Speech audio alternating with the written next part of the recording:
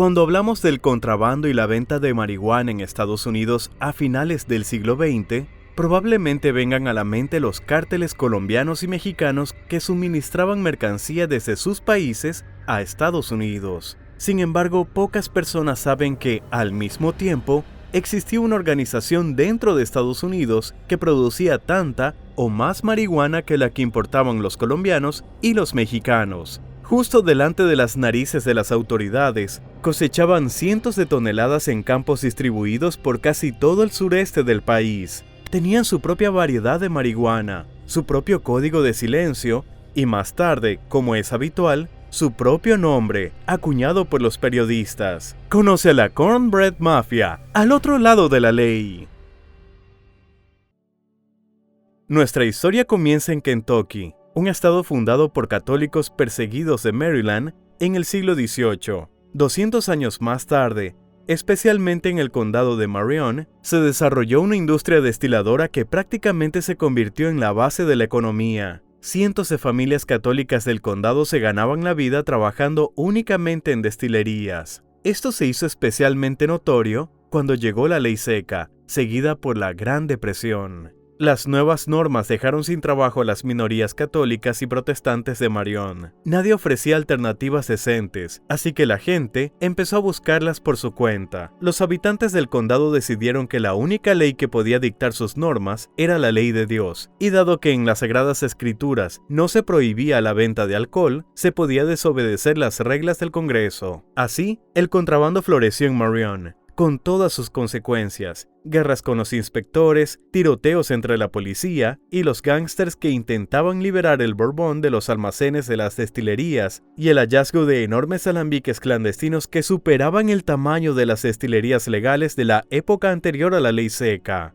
Poco a poco, el condado de Marion se convirtió en un conocido centro de producción ilegal de alcohol que atraía tanto a delincuentes como a las autoridades. Durante la ley seca, los productores ilegales prosperaron en todo Estados Unidos, especialmente entre los ríos Mississippi y Ohio. Pero Kentucky tenía ventajas: la proximidad a ciudades del norte como Detroit, Chicago y Cleveland, y el conocimiento del proceso comercial de destilación. Mientras que la mayoría de los destiladores ilegales utilizaban alambiques ineficientes que producían unos 190 litros al día, el condado de Marion utilizaba alambiques de vapor que producían hasta 1100 litros al día. Según la tradición local, el propio Al Capone visitó las destilerías clandestinas locales durante sus viajes a Louisville para cooperar, y cuando pasó por el condado de Marion en mayo de 1932, de camino a la prisión federal de Atlanta, los productores clandestinos del lugar se alinearon a lo largo de las vías del tren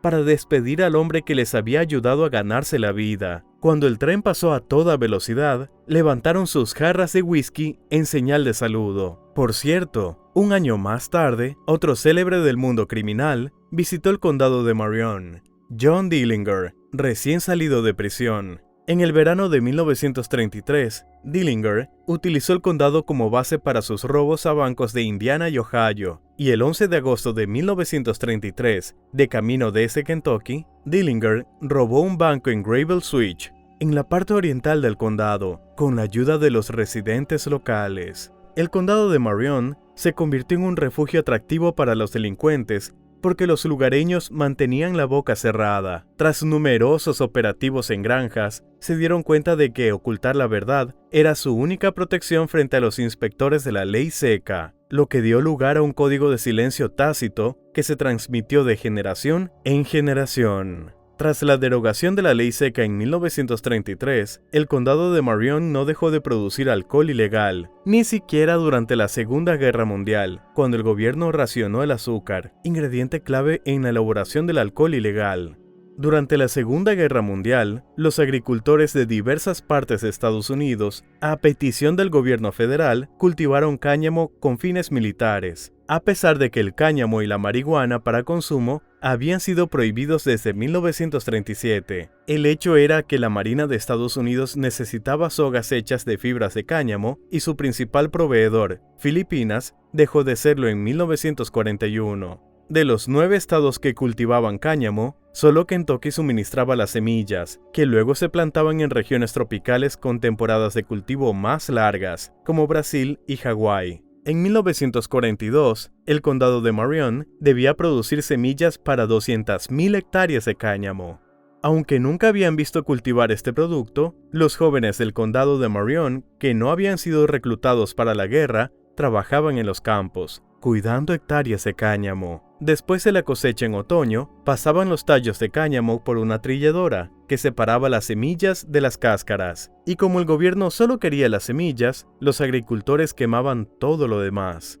Los agricultores se dieron cuenta rápidamente de que quemar este cultivo los ponía incómodos, y este fue el primer paso hacia la producción masiva de marihuana por parte de los residentes. Sin embargo, la manifestación de este efecto podría suscitar algunas dudas, ya que los entendidos afirman que el cáñamo industrial no contiene suficiente tetrahidrocannabinol, THC, como para producir un efecto narcótico. Aquí solo podemos confiar en la palabra de las personas que trabajaron allí y compartieron sus recuerdos. Para comprender el contexto de los acontecimientos que abordaremos más adelante, es importante tener en cuenta que, en primer lugar, desde los días del contrabando de alcohol, los habitantes del condado de Marion estaban acostumbrados a anteponer los lazos familiares y la ayuda mutua a la ley, y en segundo lugar, ya tenían experiencia en el cultivo de marihuana, aunque la variedad que producían era de muy baja calidad para ser consumida como droga. El problema de marihuana de Kentucky lo resolverá el protagonista central de nuestra historia. Así pues, le presentamos a Johnny Boone.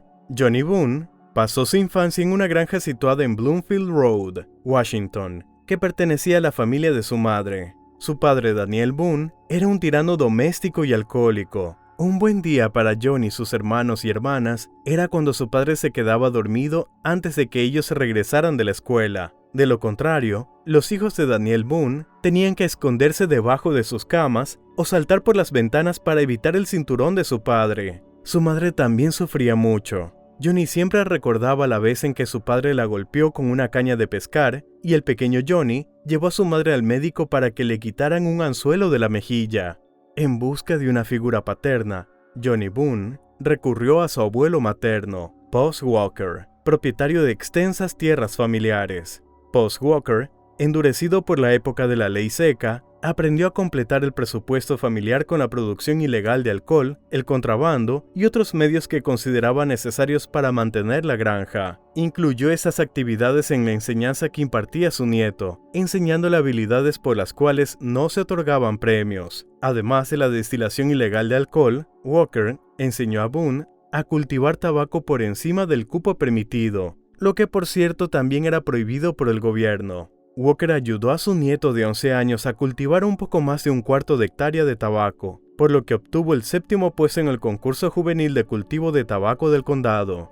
En 1958, a la edad de 15 años, Johnny Boone ganó el campeonato estatal 4H en cría de ovejas, recibiendo como premio un viaje a Chicago para asistir al Congreso Nacional 4H. En 1960, Boone volvió a conquistar Kentucky con su tabaco, lo que lo convirtió en bicampeón estatal. Su proyecto ganador de tabaco abarcaba 1 hectárea, donde él mismo regaba la tierra y cosechaba cuidadosamente los brotes y las hojas.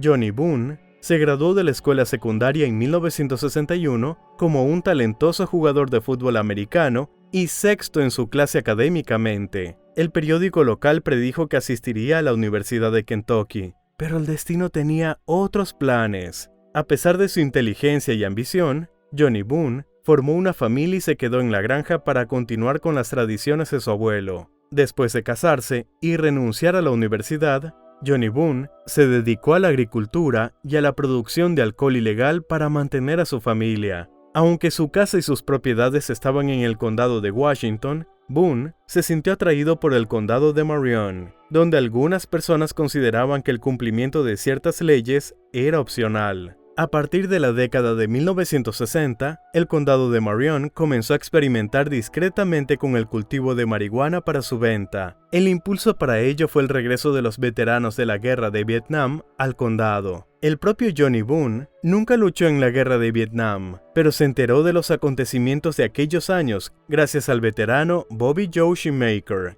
Este le habló de la brutalidad y la falta de reglas en el campo de batalla, lo que inevitablemente dejó huella en los valores morales y la mentalidad de personas como Bob. Esta experiencia preparó a Shoemaker y a otros veteranos para una vida en un mundo sin reglas, donde la honestidad conducía a la pobreza y la ilegalidad conducía a la riqueza.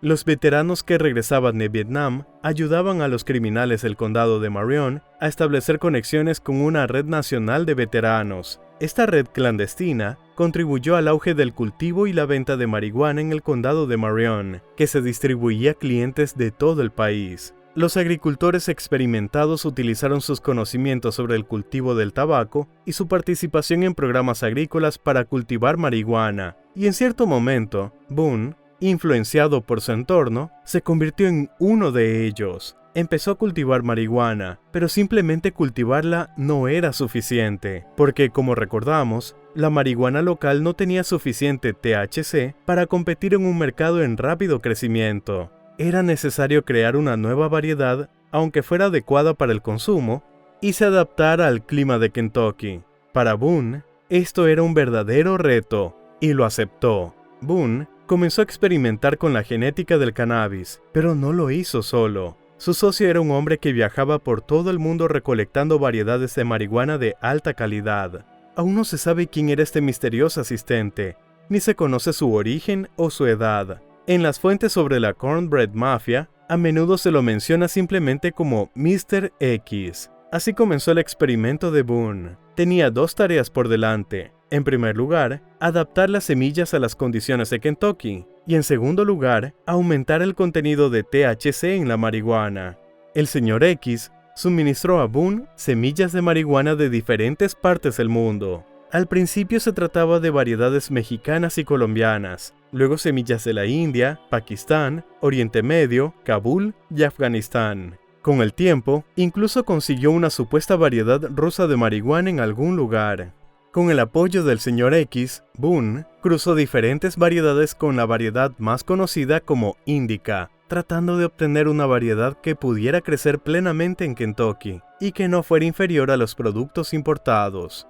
Como resultado, se utilizaron Indica y Sativa como base para la nueva variedad, pero se desconoce qué más se agregó durante el proceso de selección. Al final, Johnny Boone logró lo que tanto había buscado. Tras unos 7 años de experimentación, desarrolló su propia variedad de marihuana, llamada Kentucky Bluegrass, que se extendió rápidamente entre los agricultores locales. Después de que el agricultor cultivara y cosechara la marihuana, el producto tenía que someterse a un proceso de preparación conocido como manicura. El propio Johnny Boone describió esta larga y tediosa tarea de la siguiente manera: tienes que sacar unos cientos de kilos de hierba del campo y sentarte para quitarles todas las ramitas y los restos. Tienes que estar sentado, sentado y sentado. ¡Maldita sea! Sentarse, sentarse y sentarse era mucho más efectivo en grupo. El trabajo de hacerle la manicura a la marihuana, que implicaba estar sentado durante mucho tiempo recortando los cogollos a mano, solo lo realizaban personas de confianza que sabían guardar silencio. Este trabajo monótono obligaba a personas que normalmente no pasarían mucho tiempo juntas a tolerarse más de lo que muchos creían posible. Como sabemos, cuanto más tiempo pasas con alguien,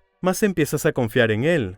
Probablemente fue algo así. Mientras recortaban los cogollos de los tallos, sentados en un granero, un grupo de hombres se convirtió en el equipo que formaría la columna vertebral de la futura Cornbread Mafia. En estos grupos estaban los hijos del antiguo contrabandista Squire Bickett, Joe y Jimmy, que habían estado involucrados en diversas aventuras delictivas desde su infancia. Bobby Joe Shoemaker y Garland Russell también se unieron al equipo. Garland Russell no era de la zona, y se sabe poco sobre su vida antes de llegar a Marion. Era un delincuente experimentado que ya había estado en prisión. Garland Russell era un tipo muy duro. Fue aceptado en la Cornbread Mafia, que en ese momento aún no tenía nombre, basándose únicamente en el principio de que, ya que está este psicópata aquí, es mejor tenerlo con nosotros que contra nosotros. Sin embargo, aunque la reputación de Russell ayudaba en los negocios, su ira y su tendencia a la violencia a menudo causaban problemas. Por ejemplo,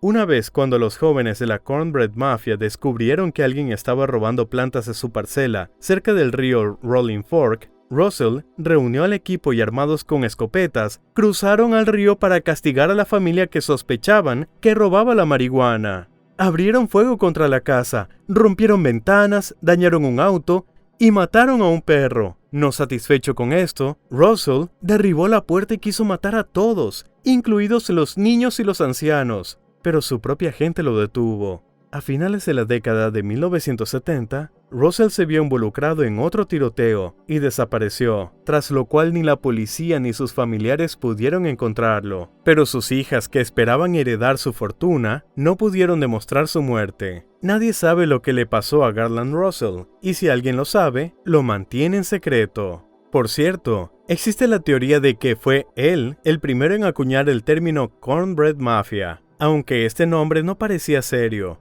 Era como si un grupo de niños que robaban caramelos de un kiosco por diversión se autodenominaran mafiosos. Pero, ¿por qué se llamaba Cornbread Mafia? Porque uno de los métodos más populares para ocultar la marihuana era plantarla entre los campos de maíz.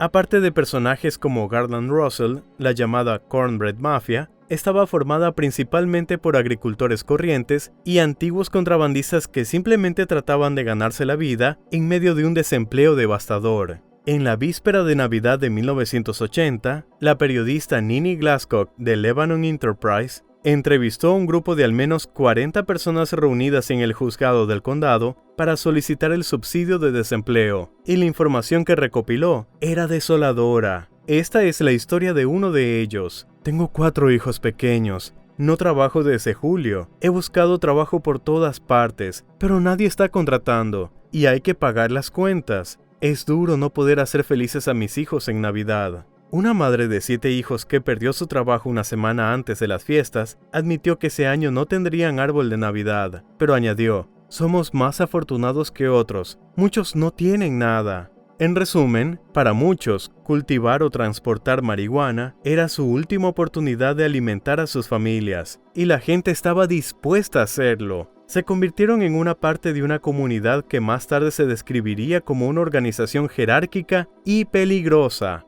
pero que en realidad era una simple asociación de hombres que producían y exportaban un producto, sin división en jefes, capos y consiglieri, sin rituales y sin una distribución clara de tareas. Para que quede más claro, imagina que varias casas de un pueblo deciden cultivar patatas para una cadena de restaurantes, y dividiéndose en equipos, plantan enormes campos. Los que saben cavar y remover la tierra lo hacen. Los que tienen un camión y contactos entregan el producto final. Y los que saben tanto cavar como conducir hacen ambas cosas por turnos. Solo que en nuestro caso, era necesario guardar silencio sobre los campos de patatas y era mejor transportarlas por carreteras secundarias, las que solían utilizar los contrabandistas hace unos años. La idea de la Cornbread Mafia como una organización peligrosa fue desarrollada por la prensa, que fue generosamente alimentada por la DEA. Bueno, y también porque Johnny Boone, uno de los miembros más famosos de esta organización, realmente parecía un jefe de la mafia.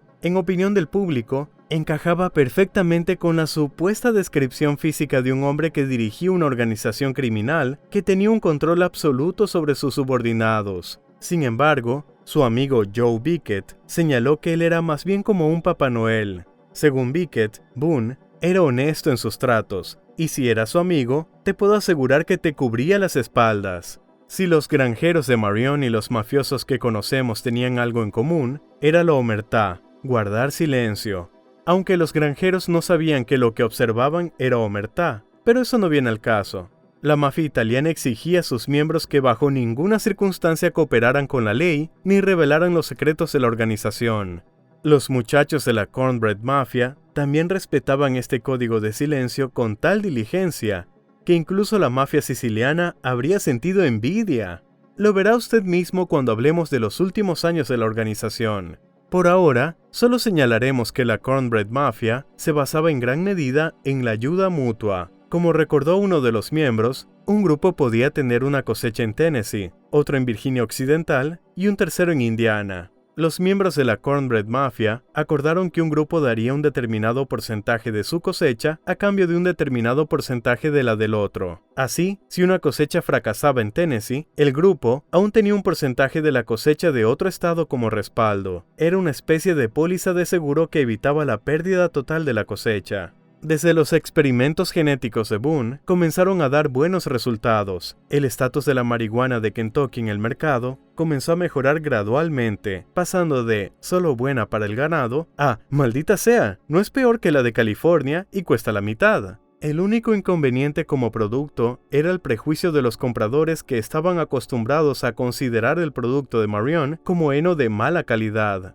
Para combatir esto, los productores del condado de Marion cambiaron la apariencia de su producto y lo vendieron con diferentes nombres. Utilizaron varios métodos para imitar las características de la marihuana jamaiquina y colombiana. Sin embargo, a medida que los productores de Kentucky mejoraron sus habilidades y se difundió la información sobre la calidad de la variedad Bluegrass, dejaron de disfrazar su producto. La marihuana de Kentucky comenzó a venderse sola. Algunos distribuidores procesaban 1 tonelada de marihuana de Kentucky a la semana. Los grandes compradores hacían pedidos por adelantado antes de la cosecha, financiando las semillas, los fertilizantes y el cultivo. En resumen, el negocio prosperaba. Por supuesto, es difícil pasar desapercibido durante mucho tiempo cuando el resultado de tus actividades ocupa enormes campos repartidos por diferentes partes del condado.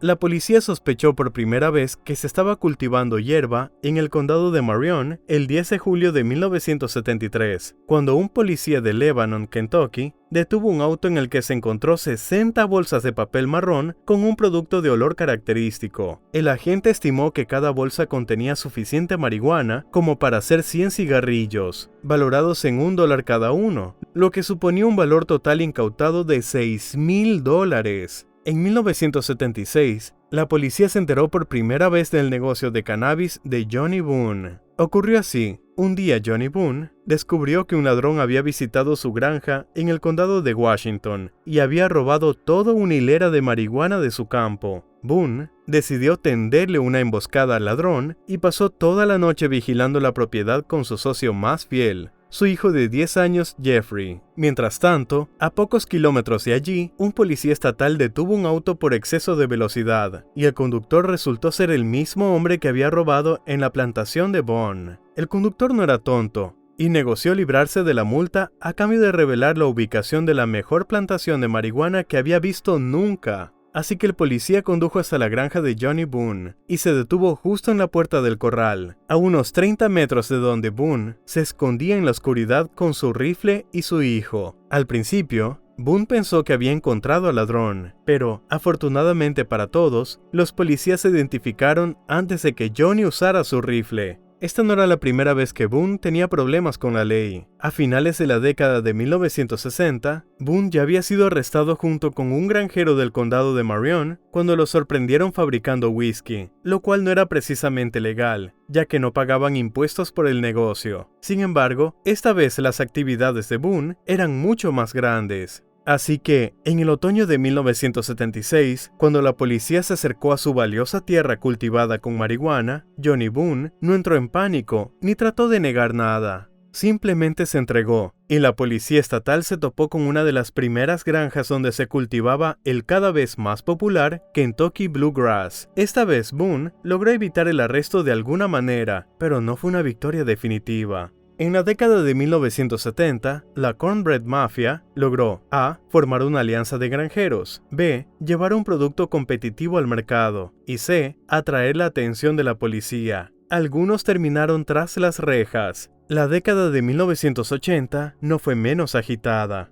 Para empezar, continuó el juego del gato y el ratón con la policía, los agentes federales y la DEA. Pero a pesar de que las filas de la Cornbread Mafia se estaban reduciendo notablemente, la producción de marihuana en Kentucky continuó. En respuesta a la amenaza específica al orden público que emanaba del condado de Marion, la Policía Estatal de Kentucky fue una de las primeras del país en utilizar helicópteros para detectar cultivos ilegales. En 1980, en solo una semana, con el apoyo de un helicóptero del condado de Jefferson, descubrió y destruyó más de 18 hectáreas de marihuana en el condado de Marion y otras 8 hectáreas en el vecino condado de Washington. A veces no se necesitaba ninguna tecnología especial para atrapar a los infractores, solo las conexiones que mantenían unida a toda la Cornbread Mafia. Por ejemplo, en 1983 se descubrieron 5 granjas a la vez en la zona del condado Hart. Todo comenzó cuando un hombre del condado Raywick, llamado Chip, presentó a un grupo de hombres del condado de Marion a algunas personas del condado de Hart. En su equipo se encontraba el sobrino del gobernador, Louis Nunn, Donnie Nunn, quien mostró a sus amigos algunos de los lugares donde se cultivaba marihuana. Estos amigos resultaron ser agentes que arrestaron sin contemplaciones a los agricultores que habían plantado más de 22,000 plantas en 5 campos.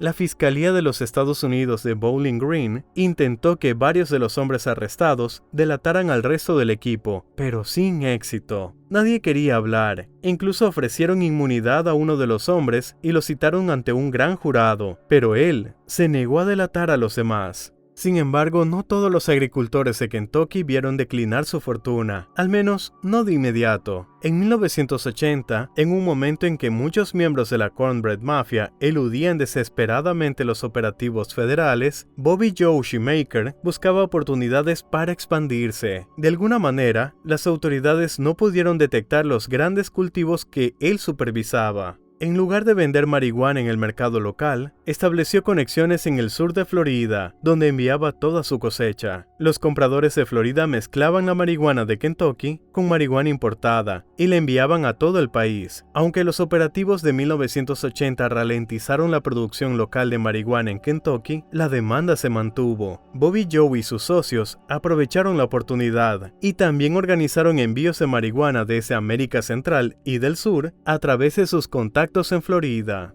Por esa misma época, se produjo una inmigración masiva de cubanos a Estados Unidos a través del puerto de Mariel. El presidente cubano Fidel Castro permitió emigrar a todo aquel que lo deseara después de que miles de cubanos intentaran refugiarse en la embajada peruana. La llegada de los refugiados creó un problema para el presidente Jimmy Carter, especialmente después de que se supo que entre ellos habían delincuentes convictos. Los envíos desde Mariel fueron suspendidos en octubre de 1980, pero más de 100,000 cubanos ya habían llegado a Florida, lo que supuso una enorme carga para la Guardia Costera de los Estados Unidos. Bobby Joe y otros contrabandistas aprovecharon la oportunidad para transportar marihuana a Estados Unidos, sabiendo que la Guardia Costera estaba ocupada con los refugiados cubanos. Estableció conexiones con contrabandistas que entregaban barcos con marihuana colombiana en la zona de Key West. Para transportar la marihuana al continente, Bobby Joe ideó un plan astuto.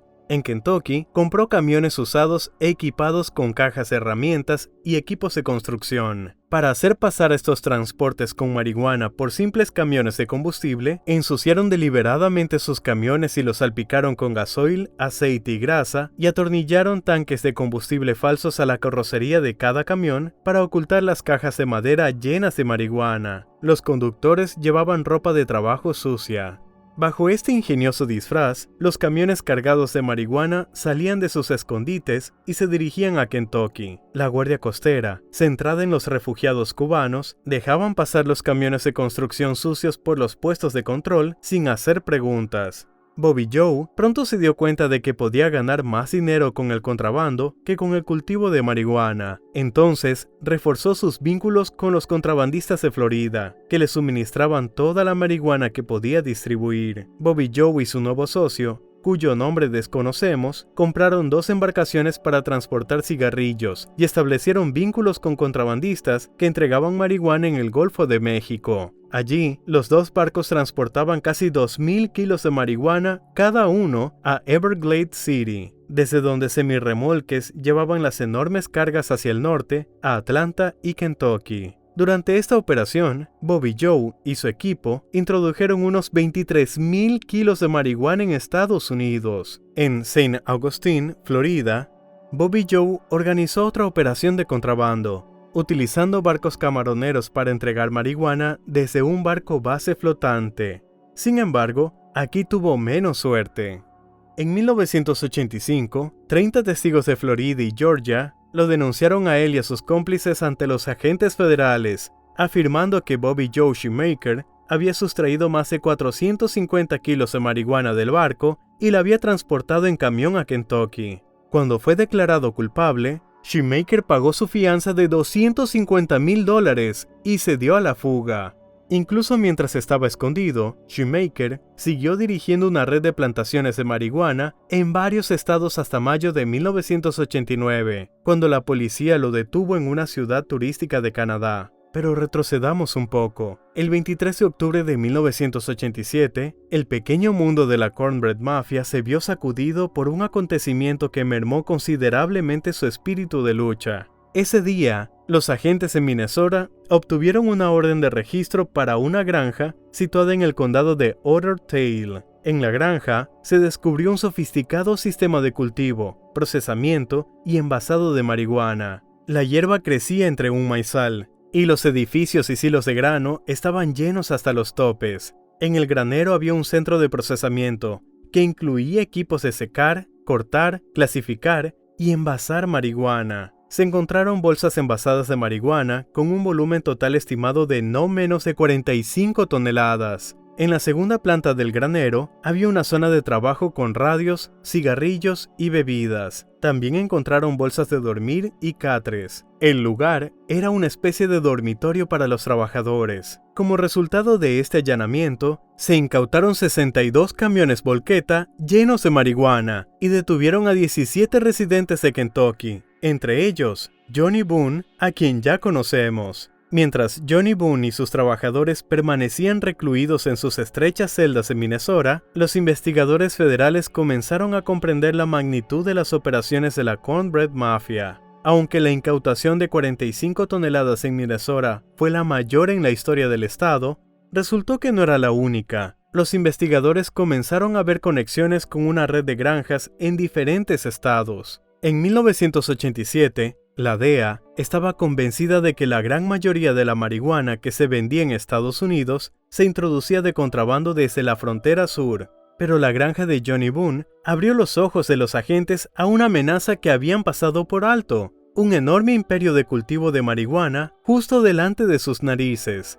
Los investigadores bombardearon con preguntas a los habitantes de Kentucky que no podían desconocer la existencia de la Cornbread Mafia, pero no consiguieron nada. Aunque fueron educados y amables con los agentes, todos guardaron silencio. Al final, tras todas las detenciones, los 17 detenidos en Minnesota y Wisconsin se unieron a los otros 53, y ninguno de ellos accedió a hablar con los investigadores a cambio de una reducción de la pena, un hecho que impresionó incluso a los fiscales. Así era la omertá de la que hablamos antes. Boone contrató un abogado de Louisville, que cumplió su tarea casi a la perfección.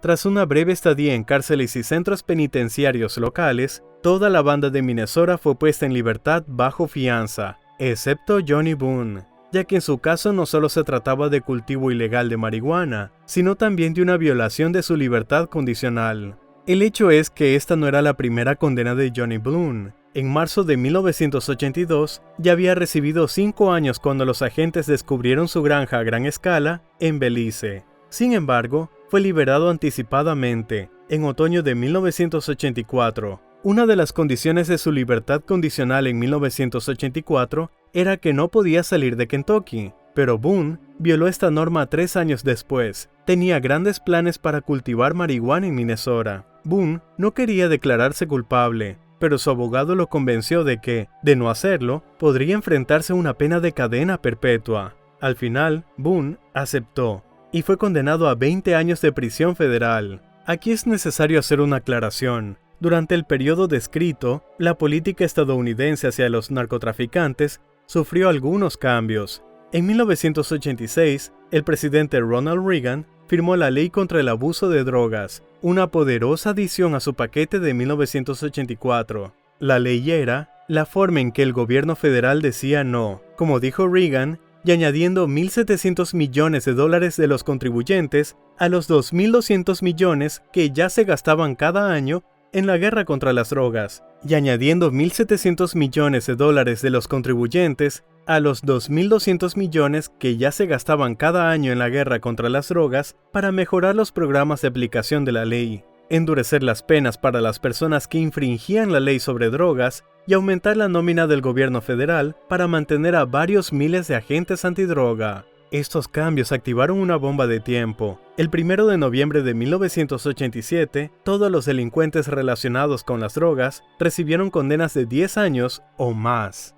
El único alivio para Johnny Boone tras su detención fue que ésta se produjera en la última semana de octubre, y no en la primera de noviembre. Al haber sido detenido antes del 1 de noviembre, fecha de entrada en vigor de las disposiciones obligatorias de la Ley de Control de Crimen de 1988, Johnny Boone solo tuvo que cumplir el 66% de su condena. El 29 de abril de 1988, Boone se enfrentó a su juicio, que comenzó a las 10:30 de la mañana. Finalmente, cuando el juez le preguntó si tenía algo que decir, Boone pronunció un monólogo que podría haber sido una escena clave en una película sobre la Cornbread Mafia, si tal película se hubiera hecho. La esencia del mismo era que él y sus colegas habían elegido su camino simplemente para ganar dinero ante el desempleo. No estoy poniendo excusas, solo digo que, debido a la situación de nuestro barrio, la marihuana es una de las cosas que a veces ayuda a la gente a ganarse la vida. No somos delincuentes, su señoría. No somos el tipo de personas que salen a hacer daño a los demás. Incluso tratamos de alimentar a familias que no son las nuestras. Algunos incluso alimentan a niños pequeños que no tienen sustento en casa. Eso es lo que hacemos, y personalmente lamento mucho lo que ha pasado. Ha causado muchos problemas a las familias y mucho dolor, y espero que el tribunal trate a este grupo de personas con misericordia. No queríamos hacer daño a nadie. Después de escucharlo, el juez dijo, gracias, y la audiencia llegó a su fin. Aunque Johnny Boone no era el jefe y toda la economía de la Cornbread Mafia no dependía de él, su detención fue un acontecimiento significativo. Aquí influyó un factor psicológico. Los miembros de la Cornbread Mafia que seguían en libertad pensaron que, dado que Johnny Boone, uno de los fundadores de la organización, inventor del Kentucky Bluegrass y simplemente un tipo genial, había sido detenido, la cosa tampoco pintaba bien para ellos. ¿Abandonaron los agricultores su negocio de marihuana? No. Seguían teniendo familias que alimentar y esperaban tener más suerte que Boone. Como dijo Joe Bickett, si sigues tirando los dados, tarde o temprano te sacarán del juego. Todos conocíamos las probabilidades, pero seguimos jugando. Cada vez era más difícil jugar. En primer lugar, el FBI y la policía habían centrado su atención en los agricultores del condado de Marion y estaban llevando a cabo una campaña de represión selectiva, utilizando helicópteros para escanear los campos desde el aire. En segundo lugar, la cocaína inundaba el mercado, lo que no favorecía el negocio. La cocaína competía con la marihuana, y la demanda de la hierba disminuyó. Pero eso era solo una cara de la moneda. Aún peor para los agricultores era que los miembros de la Cornbread Mafia no renunciaban a la cocaína, lo que les hacía trabajadores menos capaces y concentrados. En 1985, la cocaína incluso provocó una división fundamental en la otrora amistosa Cornbread Mafia. En un momento dado, surgieron dos fuerzas líderes en la Cornbread Mafia, Johnny Boone y Shoemaker. Shoemaker y su gente tenían su base en Kansas, mientras que Boone dirigía sus equipos en Minnesota. Antes de que se desmantelara la red y todos fueran capturados, las ramas de Kansas y Minnesota estaban casi en estado de guerra fría. El consumo de cocaína de los chicos de Kansas provocó una gran ruptura entre ellos y Johnny Boone, que quería que dejaran de hacer eso. El golpe definitivo a la Cornbread Mafia se produjo en una conferencia celebrada en Louisville en 1989, tras la cual los medios de comunicación empezaron a presentar a la organización de agricultores como una auténtica mafia, lo que aumentó el número de operativos y el financiamiento de las mismas. La Cornbread Mafia se estaba desmoronando poco a poco. Johnny Boone acabó en una institución correccional de los Estados Unidos en Terre Haute, Indiana, una prisión con fama de ser la peor del sistema penitenciario federal, donde el gobierno enviaba a los presos a los que prefería ver muertos. Terre Haute era extraoficialmente una sentencia de muerte para la mayoría de los que llegaban allí, ya fuera porque morían de causas naturales antes de cumplir sus largas condenas o por ser asesinados por la violenta población carcelaria. Johnny Boone no era un gángster, pero era un tipo duro con un aspecto amenazante que sabía cómo imponerse, por lo que logró adaptarse. Hizo amigos, entre ellos algunos miembros de la Cosa Nostra, y tras hablar con ellos, Boone se enteró de que, durante todos esos años, los miembros de la Cornbread Mafia habían estado cumpliendo un código de silencio llamado omertá, como se suele decir, más vale tarde que nunca. Impresionado por este descubrimiento, Johnny Boone incluso pidió a un tatuador que le tatuara la palabra omertá en la espalda.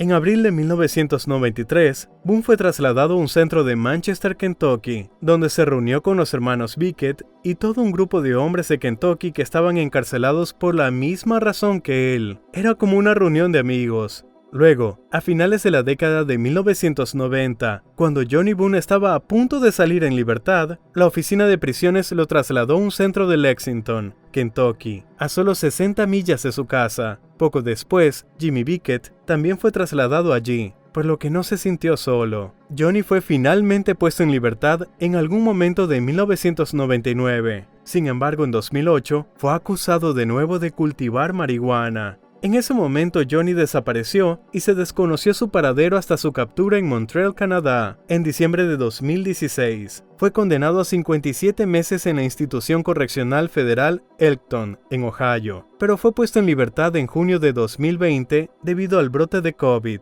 Boone murió en Lebanon, Kentucky, el 14 de junio de 2024. Tenía 80 años. La Cornbread Mafia iba desapareciendo poco a poco hasta desaparecer por completo. Algunos fueron arrestados, otros acabaron abandonando este negocio arriesgado. Sin embargo, esto no ayudó a divulgar los secretos de esta organización ambigua. La omertad de los habitantes de Kentucky siguió viva incluso después del arresto de sus líderes clave.